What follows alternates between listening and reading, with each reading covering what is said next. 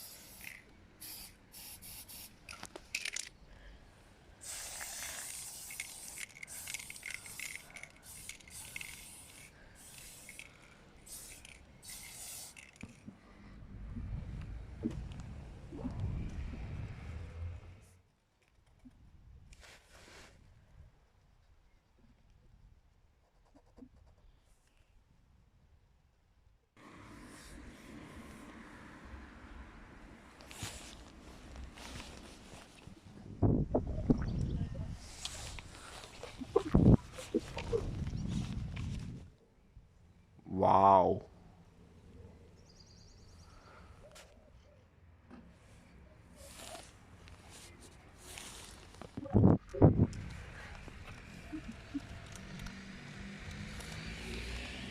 Kámo, chápeš, to normálně hujvínek taguje.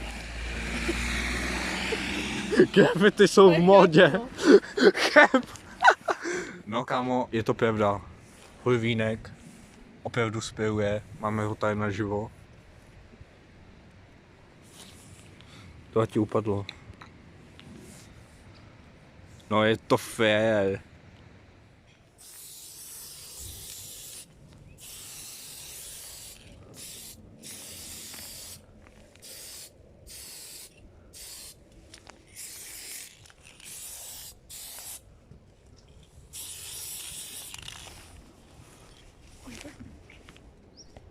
Sakra.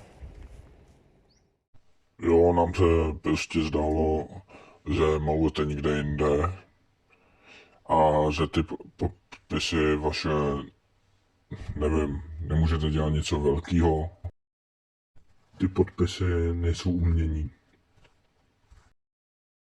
No. Tohle se pokazilo. Byli jsme na legálu spějovat, to byl, jak jste viděli, ten malý spěj. A přijela policie. Super. Možná si teď řeknete, jak byl to legál. No, policie to nějak nechtěla pochopit. Naštěstí to pochopila domluvou, ale teď si